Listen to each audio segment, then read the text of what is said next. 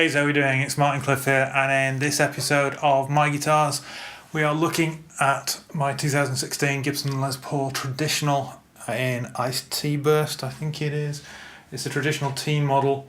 I call this one Balmoral because that's the street I grew up on, and this was effectively a gift from my parents, so it fitted. Also, it's kind of regal looking, and Balmoral is one of the royal palaces in the UK.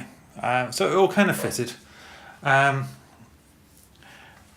It is pretty much stock, except for the tuners. I did put hip shot locking tuners that I have on many of my guitars on. Wasn't overly fond of them on this guitar, so I went instead for, I don't even know what make, they're Gotos. They look pretty much like the stock tuners, except they're locking.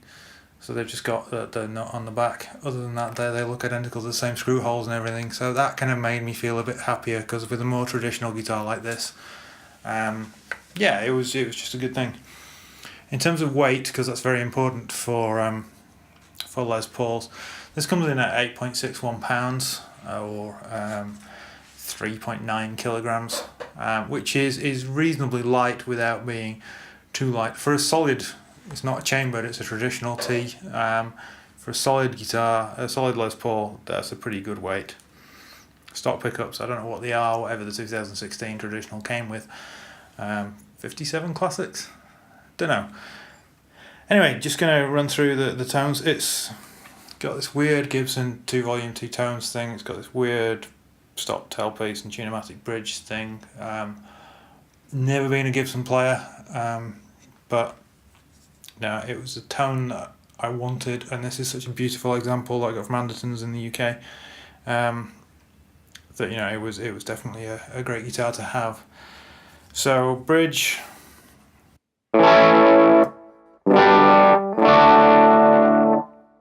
Amp's kind of edgy break-up-y.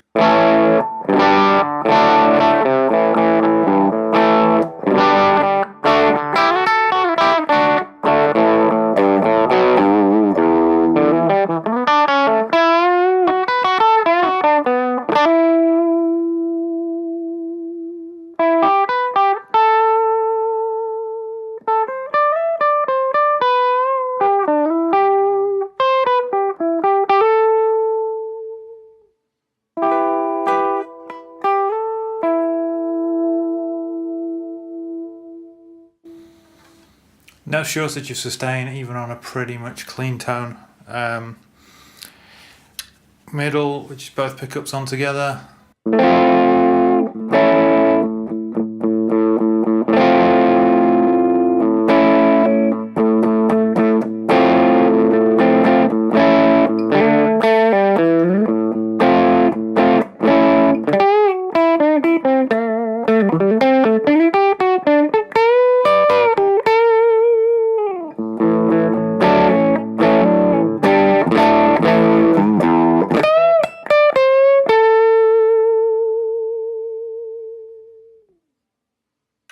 And neck on its own.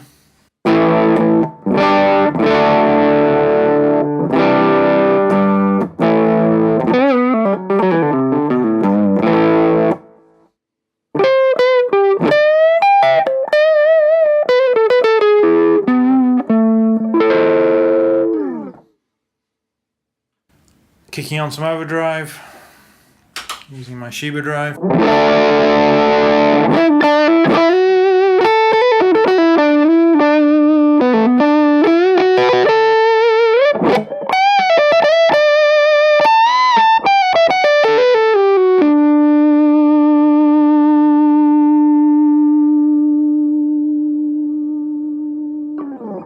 It'll sustain for days. Middle position.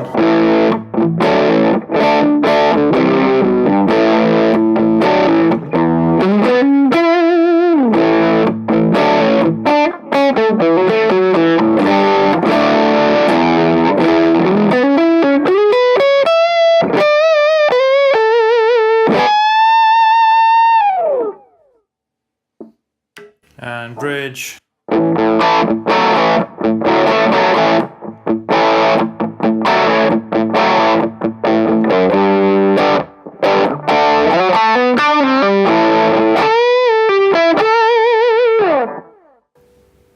sounds like a Les Paul. Now, great sounding. What I tend to like to do is just roll the tone control back a little way on the bridge pickup to about 6.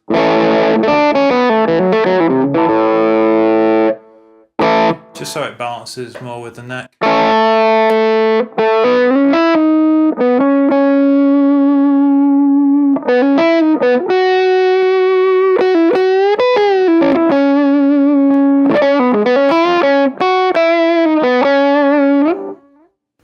It just gives of evening it out, giving it that singing tone without any strange volume fluctuations. So again, guitar volume, bridge pickup volume is down to about 9, just slightly off, just to balance things out. Yeah, it works.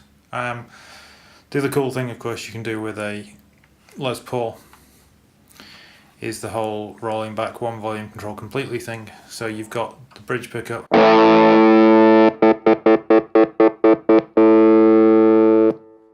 Even the middle position, if you have one of the pickups rolled off, doesn't work.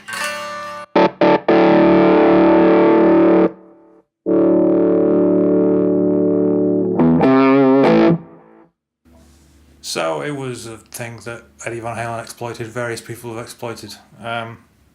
Yeah, beautiful sounding playing guitar, my heaviest guitar, my fattest sounding guitar, the biggest neck.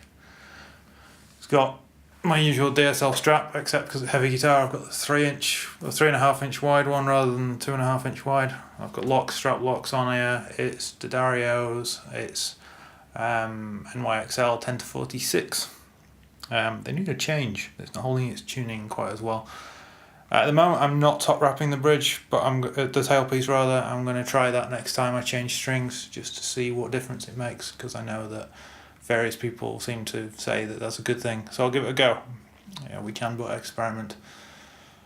Obviously, it's a rosewood fretboard, which is a pain these days, so at some point it may have to go back to the UK.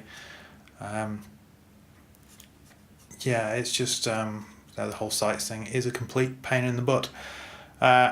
I'm not going to play this live very much because of the weight and because my whole rig is set up for my Sirs, and that's what I'm most comfortable playing. But it's a nice tool. Having this and the Telecaster as different kind of sounds, particularly for recording, is a fantastic thing to have, and I'm very fortunate to have that. Okay guys, hope that was interesting. Until next time, take care, and I'll speak to you soon.